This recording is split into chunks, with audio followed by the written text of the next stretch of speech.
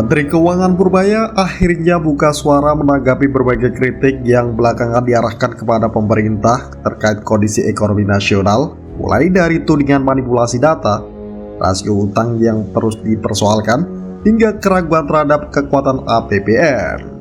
Dalam konferensi pers mengenai realisasi APBN semester 1 2026, Purbaya menegaskan bahwa kondisi fiskal Indonesia masih berada dalam posisi yang sehat dan mampu menopang pertumbuhan ekonomi di tengah ketidakpastian global.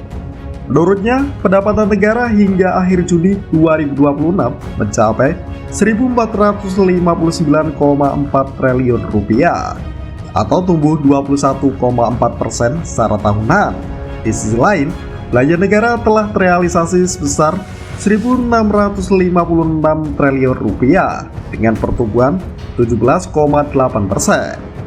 Sementara itu, defisit APBN tetap berada di level 0,76% terhadap produk domestik bruto atau PDB, disertai surplus keseimbangan primer sebesar 85,1 triliun rupiah. Purbaya menilai angka tersebut menunjukkan bahwa ruang fiskal pemerintah masih terjaga sehingga APBN tetap mampu berfungsi sebagai instrumen untuk menjaga stabilitas ekonomi sekaligus mendorong pembangunan nasional.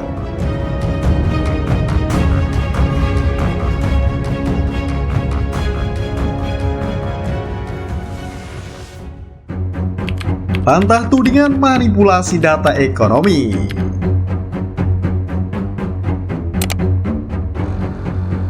Bagian yang paling menyita perhatian dalam pemaparannya adalah ketika Purbaya menanggapi tudingan bahwa pemerintah sengaja mempercantik data ekonomi.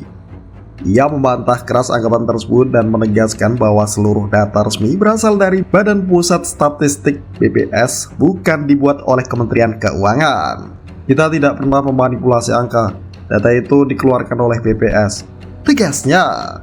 Menurut Purbaya, ada kecenderungan sebagian pihak hanya mempercayai data ketika kondisinya buruk. Sebaliknya, saat indikator ekonomi menunjukkan perbaikan, muncul tuduhan bahwa data tersebut tidak akurat. Ia menilai pola pikir seperti itu justru mengabaikan mekanisme statistik yang selama ini digunakan pemerintah.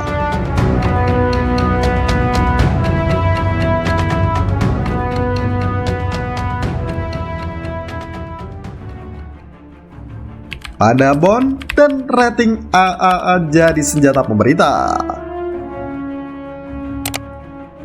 Pemerintah juga mengungkapkan kabar yang disebut sebagai salah satu pencapaian penting tahun ini, yakni diperolehnya peringkat AAA stable dari lembaga pemerintah Tiongkok, Lianse Credit Rating.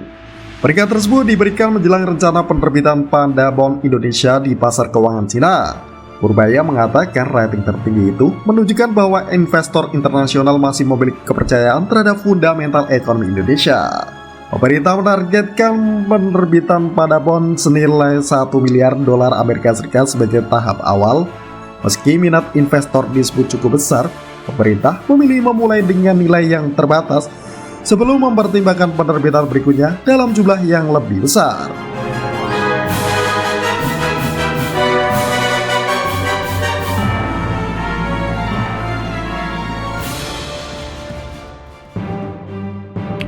Utang negara kembali jadi sorotan. Dalam kesempatan itu, Purbaya juga menjawab kritik mengenai rasio utang pemerintah yang selama ini sering diperdebatkan. Menurutnya, rasio utang sekitar 40% terhadap PDB justru masih tergolong aman berdasarkan standar internasional. Ia menjelaskan bahwa seluruh negara menggunakan perbandingan utang terhadap ukuran ekonomi untuk menilai kemampuan membayar utang, bukan sekadar melihat nominal pinjaman. Sebagai ilustrasi, ia membandingkan dua perusahaan yang sama-sama meminjam 10 miliar rupiah tetapi memiliki omset berbeda. Perusahaan dengan omset 100 miliar rupiah tentu memiliki kemampuan membayar yang lebih baik dibanding perusahaan yang omsetnya hanya 10 miliar rupiah. Karena itu, menurutnya, melihat nominal utang tanpa mempertimbangkan ukuran ekonomi merupakan cara analisis yang keliru.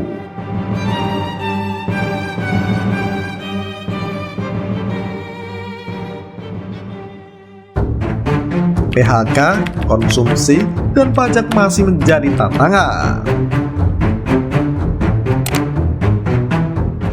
Meski pemerintah optimistis, berbagai pertanyaan dari wartawan menunjukkan bahwa sejumlah persoalan ekonomi masih menjadi perhatian publik. Salah satunya adalah meningkatnya angka pemutusan hubungan kerja atau PHK di berbagai sektor. Menanggapi hal tersebut, Purbaya meminta agar kondisi ekonomi tidak hanya dinilai dari perusahaan yang tutup. Menurutnya, dalam sistem ekonomi selalu ada perusahaan yang keluar dan perusahaan baru yang masuk. Yang lebih penting adalah melihat penciptaan lapangan kerja secara keseluruhan dan tingkat pengangguran yang menurut pemerintah masih menunjukkan tren membaik. Di sisi lain, pemerintah mengaku terus memperkuat penerimaan negara melalui pengawasan pajak. Purbaya mengungkapkan terdapat sekitar 40 perusahaan yang diduga melakukan praktik pelaporan pajak tidak sesuai kondisi sebenarnya. Potensi kekurangan pembayaran pajak dari satu perusahaan bahkan diperkirakan berkisar antara 100 miliar rupiah hingga 500 miliar rupiah.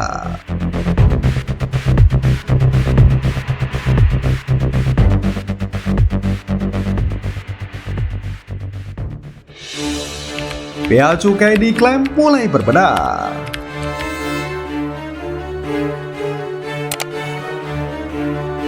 Selain pajak, reformasi Direktorat Jenderal Bea dan Cukai juga menjadi perhatian. Purbaya mengatakan berbagai langkah pembenahan telah dilakukan, mulai dari rotasi pejabat, pengetatan pengawasan penyeludupan, hingga penerapan teknologi berbasis kecerdasan buatan atau AI.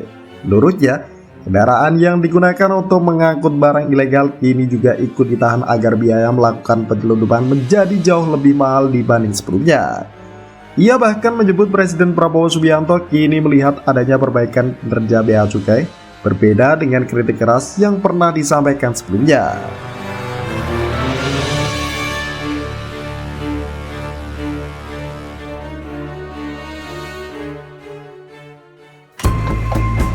Optimisme pemerintah masih akan diuji kondisi di lapangan. Di penghujung konferensi pers, Purbaya kembali menegaskan keyakinannya bahwa arah kebijakan ekonomi pemerintah berada di jalur yang benar. Ia menyebut berbagai lembaga pemeringkat internasional mulai memberikan pengakuan terhadap kondisi ekonomi Indonesia. Namun demikian, optimisme pemerintah tetap akan diuji oleh kondisi nyata di masyarakat di tengah masih adanya PHK, lemahnya konsumsi rumah tangga di sejumlah sektor, serta beragam persepsi publik terhadap data ekonomi. Tantangan terbesar pemerintah bukan hanya menjaga angka-angka makro tetap positif, tetapi memastikan manfaat pertumbuhan ekonomi benar-benar dirasakan oleh dunia usaha dan masyarakat secara luas.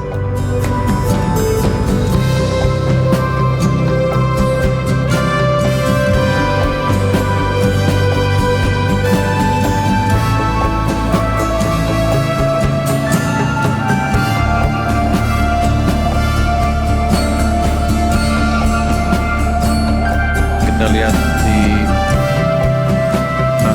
pertumbuhannya udah tumbuh 7% ya, 6% lebih pertumbuhan tenaga pasar.